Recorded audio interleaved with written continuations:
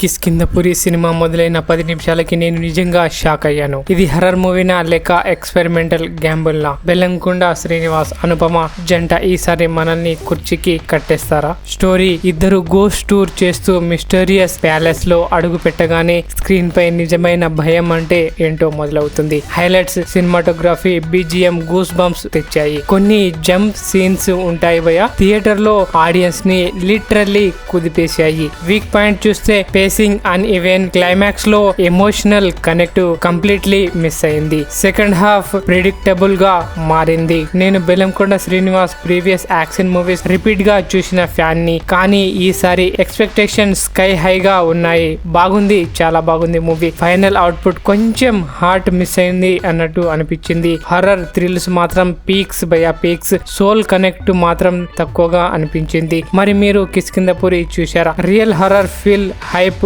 ఇచ్చిందా? మీ honest review comments లో చెప్పండి. వీడియో నచ్చితే లైక్ కొట్టండి. ఇంకా ఇలాంటి రివ్యూస్ కోసం STV తెలుగుని సబ్స్క్రైబ్ చేయండి.